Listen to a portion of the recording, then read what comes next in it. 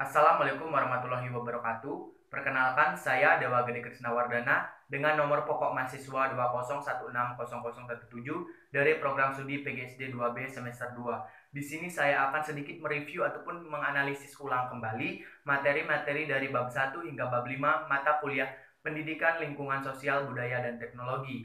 Adapun dibuatnya video ini yaitu untuk memenuhi tugas UTS mata kuliah Pendidikan Sosial Budaya dan Teknologi. Baik, langsung saja yaitu materi bab pertama yaitu ada konsep dasar lahirnya pendidikan lingkungan sosial budaya dan teknologi. Yang pertama adalah latar belakang.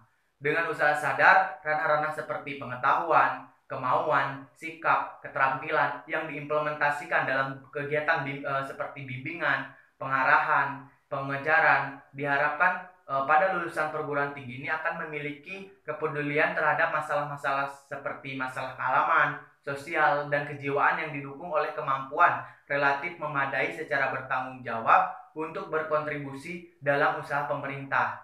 Nah, pemecahan-pemecahan masalah tersebut itu dilakukan bisa dilalui dengan pendidikan lingkungan sosial budaya dan teknologi. Nah, lalu muncul dan pentingnya pendidikan lingkungan sosial dan teknologi ini secara garis besar ini dapat didukung oleh dua latar. Yang pertama yaitu ada perkembangan ilmu pengetahuan yang dari waktu ke waktu itu semakin cepat atau tersepeleisasi, artinya itu akan membawa dampak terhadap kehidupan manusia yang pada akhirnya itu manusia ataupun individu itu akan mengalami culture shock. Nah, yang kedua yaitu perkembangan masyarakat yang semakin rumit dari waktu ke waktu. Nah, di sini dalam artian akan menimbulkan masalah sosial yang mengakibatkan individu ataupun masyarakat itu stres atau sensitif dalam dinamika kehidupannya. Contoh, masalah urbanisasi dari desa ke kota itu akan berdampak kompleks terhadap penyediaan lapangan pekerjaan. Nah, materi yang selanjutnya itu ruang lingkup pendidikan lingkungan sosial budaya dan teknologi. Nah, adapun beberapa hakikat pendidikan lingkungan sosial budaya dan teknologi itu yang pertama yaitu pendidikan. Apa itu pendidikan? Pendidikan adalah usaha sadar dan terencana yang bertujuan untuk proses pendewasaan, pengembangan kepribadian diri manusia. Nah, yang kedua yaitu ada lingkungan. Lingkungan apa itu? Adalah aspek interaksi antara makhluk hidup, terutama manusia dengan lingkungannya ataupun manusia dengan manusia.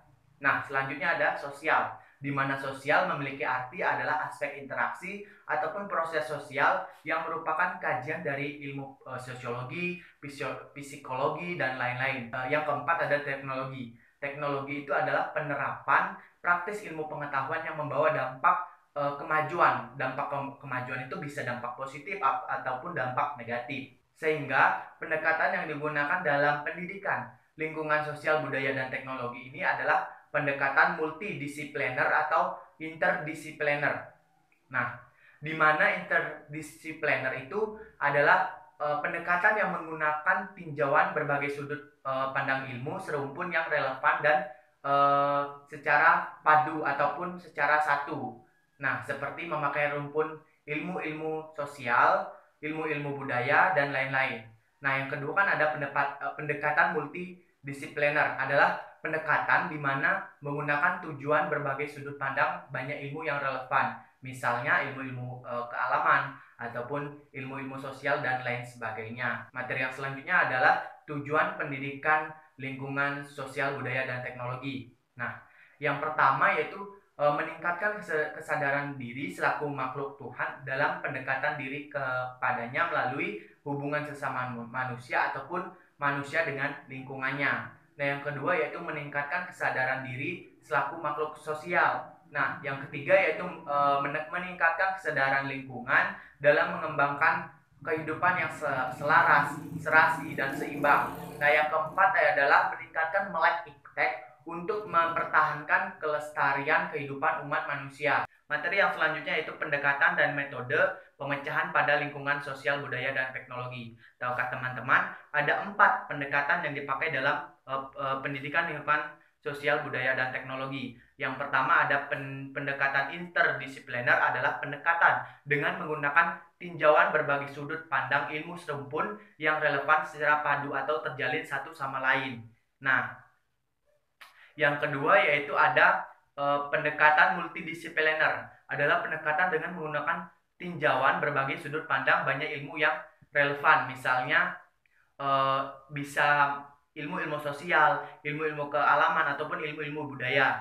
Nah, yang ketiga yaitu ada pendekatan transdisipliner, adalah pendekatan dengan tujuan ilmu yang relatif dikuasai dan relevan dalam masalah yang akan dipecahkan. Nah, yang keempat ada pendekatan cross-disipliner, adalah pendekatan yang menggunakan tinjauan dua atau lebih ilmu dalam dua atau lebih rumpun yang relevan. Nah, selanjutnya ada metode. Tahukah teman-teman, ada 3 metode yang cocok dalam pendidikan lingkungan sosial budaya dan teknologi.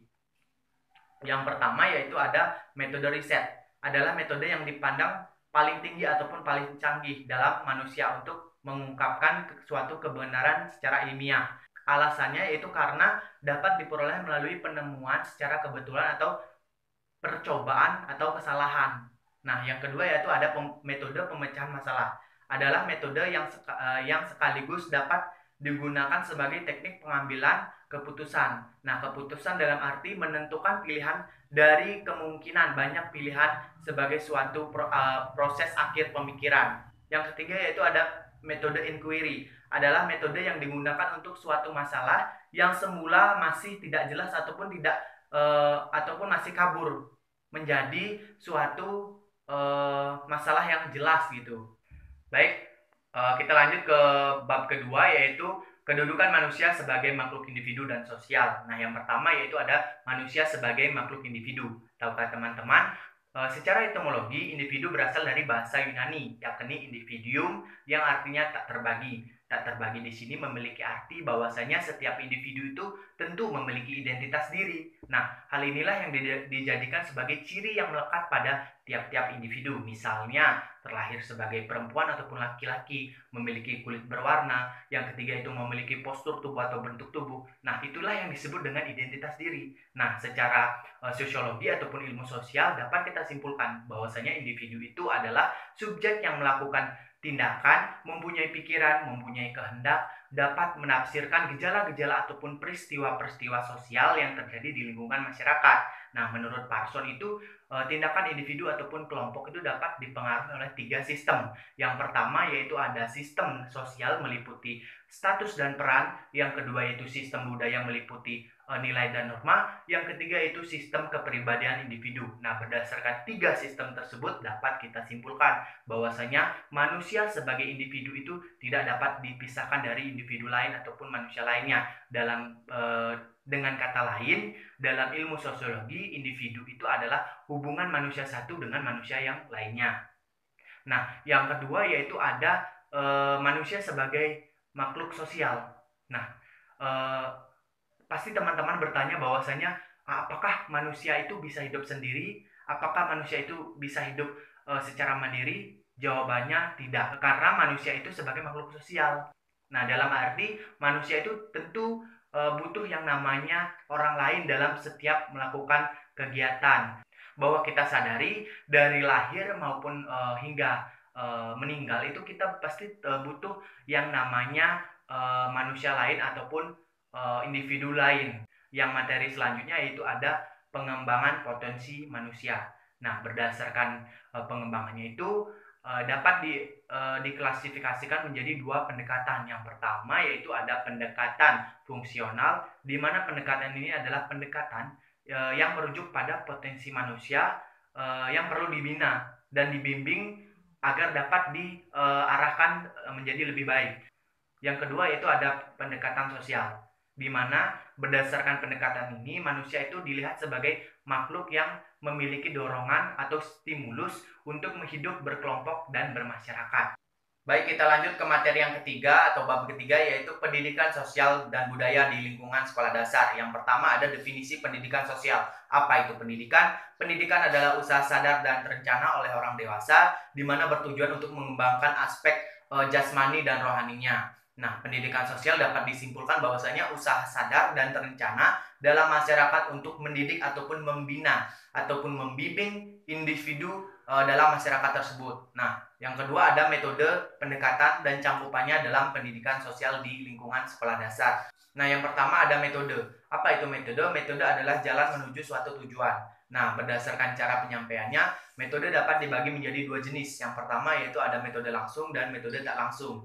Nah, yang kedua ada pendekatan. Pendekatan dalam pendidikan sosial ini dapat ditinjau dari beberapa aspek. Yang pertama dari segi sasaran dapat dibagi menjadi dua, yaitu pendekatan mentalistik dengan cara mempengaruhi dan mengubah tingkah laku, misalnya dengan teknik home visit, ceramah, ataupun wawancara dan lain sebagainya. Yang kedua ada pendekatan kondisional, adalah pendekatan dengan cara mengubah kondisi ataupun situasi di sekitar anak. Nah, yang kedua jika ditinjau dari segi pelaksanaannya dapat dibagi menjadi beberapa jenis. Yang pertama yaitu cara pendekatan memaksa, yang kedua itu cara pendekatan menyesuaikan, yang ketiga yaitu cara pendekatan mendorong. Yang ketiga yaitu cangkupan pendidikan sosial. Adapun cangkupannya yaitu meliputi yang pertama sikap toleransi, di mana sikap ini adalah sikap saling menghargai, menghormati antar individu. Yang kedua itu solidaritas, di mana solidaritas ini mencangkup atau berkaitan dengan manusia sebagai makhluk sosial ataupun manusia tidak bisa hidup dengan tanpa individu lain. Nah, yang ketiga yaitu ada saling menghargai, dan yang keempat ada tolong menolong. Nah, tolong menolong ini dapat dibagi menjadi dua macam. Yang pertama itu tolong menolong dalam bentuk kebendaan, yang kedua itu tolong menolong dalam bentuk perbuatan atau takwa. Nah, selanjutnya ada masalah sosial. Masalah sosial di SD meliputi yang pertama yaitu kesulitan dalam mencari teman ataupun persahabatan, yang kedua itu merasa terasing dalam suatu kelompok, yang ketiga itu kesulitan dalam menyesuaikan diri, yang keempat itu anak atau peserta didik itu sulit melakukan hubungan sosial ataupun interaksi sosial. Nah, yang kelima itu peserta didik sering melakukan membuang sampah sembarangan ataupun membolos. Nah, materi yang selanjutnya ada budaya di lingkungan sekolah dasar. Nah, perlu kita ketahui bahwasanya budaya sekolah adalah pola-pola yang mendalam, kepercayaan nilai, upacara, simbol yang terbentuk dari rangkaian kebiasaan dan sejarah sekolah. Nah, selanjutnya kita lanjut ke materi bab 4 yaitu nilai dan moral di lingkungan sekolah dasar. Yang pertama ada kedudukan nilai dalam sekolah dasar. Nah, nilai adalah suatu konsep abstrak pada diri manusia mengenai apa yang dianggap baik dan apa yang dianggap buruk. Nah, nilai ini memiliki 3 jenis. Yang pertama yaitu nilai material, adalah nilai yang berguna bagi unsur manusia. Yang kedua itu nilai vital, adalah nilai yang berguna untuk manusia dalam menjalankan kegiatan atau aktivitas. Nah, yang ketiga ada nilai kerohanian, adalah nilai yang bersumber atau berguna bagi kerohanian manusia. Nah, nilai rohani ini dapat dibagi menjadi beberapa jenis lagi. Yang pertama ada nilai kebenaran, adalah nilai yang bersumber dari akal. Yang kedua itu nilai keindahan, adalah nilai yang bersumber dari rasa indah seperti pertunjukan seni tari ataupun seni lainnya. Nah, yang ketiga itu ada nilai moral, adalah nilai yang bersumber dari kodrat manusia ataupun atas kehendak ataupun atas kemauan manusia itu sendiri. Nah, yang keempat ada nilai religius, adalah nilai yang bersumber dari ajaran-ajaran agama. Nah, yang kedua itu hierarki kualitas nilai. Nah, hierarki kualitas nilai ini dapat dibagi menjadi beberapa jenis. Yang pertama ada kualitas primer, adalah suatu hal utama yang membuat nyata, misalnya berat, bentuk, wujud, dan lain-lain. Nah, yang kedua ada kualitas sekunder, adalah suatu yang menyertai kenyataan, misalnya rasa, bau, ataupun warna. Yang ketiga ada kualitas tersier, adalah sesuatu yang tidak ditangkap oleh indera. Nah, selanjutnya ada norma sosial. Norma sosial itu adalah suatu peraturan yang memiliki sanksi yang dimunculkan untuk mendorong masyarakat untuk mencapai nilai tersebut ataupun nilai sosial.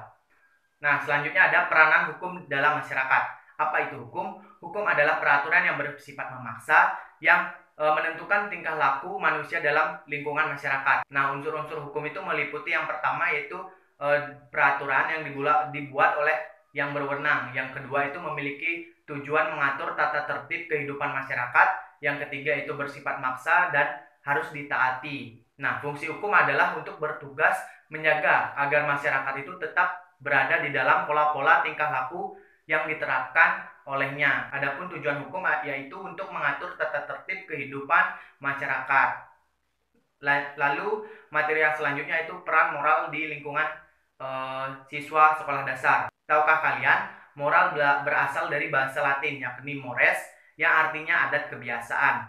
Nah, nilai moral itu dijadikan sebagai tolak ukur untuk menerapkan betul atau salahnya sikap atau tindakan suatu individu ataupun suatu manusia. Nah, yang selanjutnya ada dinamika penerapan nilai moral. Nah, dari dinamika tersebut terdapat dua aspek penting, yakni aspek objektivisme dan subjektivisme.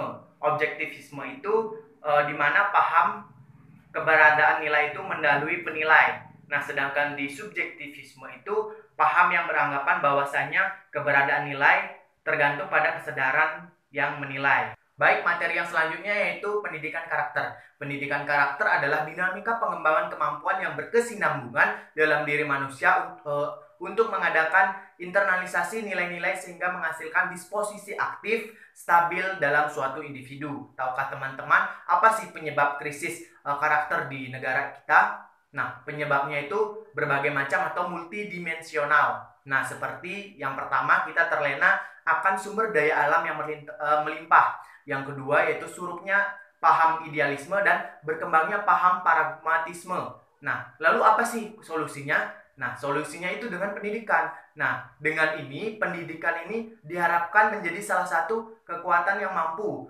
memberikan kontribusi yang terbaik bagi pembangunan karakter di negara kita. Baik, pembahasan terakhir kita adalah bab 5, yakni interaksi sosial, kelompok sosial, masyarakat, dan komunitas. Yang pertama adalah interaksi sosial. Apa itu interaksi? Interaksi adalah hubungan dinamis antar individu, individu dengan kelompok, ataupun kelompok dengan kelompok. Nah, syarat terjadinya interaksi itu ada dua. Yang pertama harus terjadinya kontak sosial, dan yang kedua itu harus terjadinya komunikasi. Nah, faktor-faktor yang mempengaruhi interaksi yakni seperti imitasi, sugesti, identifikasi, dan simpati. Nah, adapun bentuk-bentuk interaksi dapat dijeniskan ke dalam dua jenis. Yang pertama yaitu interaksi asosiatif dan interaksi disosiatif. Interaksi asosiatif adalah suatu interaksi yang merujuk pada persatuan ataupun bersifat positif. Nah, jenis-jenisnya yang pertama ada kerjasama. Kerjasama adalah sebuah usaha bersama antara individu ataupun kelompok untuk mencapai suatu tujuan secara bersama-sama. Nah, bentuk-bentuknya ada tawar-menawar, patungan, koalisi, kooptasi. Nah, yang kedua ada akomodasi. Akomodasi itu adalah suatu proses sosial yang digunakan untuk menyelesaikan masalah pertentangan. Nah, adapun bentuk-bentuknya, yang pertama ada kompromi, konsoliasi, koersi, adjudikasi, arbitrasi, mediasi, dan toleransi. Nah, yang ketiga ada asimilasi, adalah suatu proses peleburan dua budaya yang berbeda menjadi satu kebudayaan yang bersama sehingga dapat dirasakan sebagai budaya kebersama. Nah, yang kedua ada jenis interaksi disosiatif, adalah interaksi yang merujuk pada perpecahan ataupun bersifat negatif. Nah, jenis-jenisnya yang pertama ada kompetensi ataupun persaingan, adalah suatu proses sosial di mana individu ataupun kelompok itu mencari sebuah keuntungan. Nah, yang kedua ada kontravensi, adalah suatu proses sosial yang muncul atas keraguan ataupun ketidakpastian yang tidak diungkapkan secara terbuka dan umumnya mengesampingkan pihak lain secara sembunyi-sembunyi. Yang ketiga ada konflik ataupun pertikaian, di mana individu secara tidak sadar ataupun sadar itu menentang pihak lain dan disertai dengan ancaman. Nah, selanjutnya sosialisasi. Sosialisasi adalah proses di mana seorang anak belajar menjadi seorang anggota yang berpartisipasi dalam masyarakat. Nah, apa yang terjadi jika tidak mengalami sosialisasi? Maka yang terjadi tidak akan dapat berinteraksi. Nah, dengan kata lain tidak bisa melakukan hubungan sosial antara individu satu dengan individu lainnya. Nah, bentuk-bentuk sosialisasi yang pertama yaitu sosialisasi primer, di mana sosialisasi ini adalah sosialisasi dini atau pertama dalam lingkungan keluarga. Nah, yang kedua ada sosialisasi sekunder, di mana sosialisasi ini adalah proses sosialisasi yang dijalani dalam lingkungan yang cangkupannya lebih luas. Nah, adapun beberapa pola-pola sosialisasi, yang pertama yaitu represif, adalah menekankan kepatuhan anak dan berpusat pada orang tua. Nah, sedangkan pola sosialisasi partisipasif adalah menekankan pada kebutuhan anak. Nah, jadi anak ini bebas dalam melakukan apapun dan berpusat pada anak. Nah, selanjutnya itu masyarakat. Apa yang dimaksud dengan masyarakat? Masyarakat adalah suatu kelompok manusia yang bersifat kekal, menepati kawasan tertentu, dan memiliki suatu kebudayaan. Nah, ya, sedangkan komunitas itu adalah bagian dari masyarakat dalam lingkup yang lebih kecil. Nah, baik, itu saja materi yang dapat saya sampaikan. Bila ada salah kata, saya mohon maaf, dan bila ada materi yang sedikit menyimpang, saya mohon ampun. Dan saya akhiri, wassalamualaikum warahmatullahi wabarakatuh.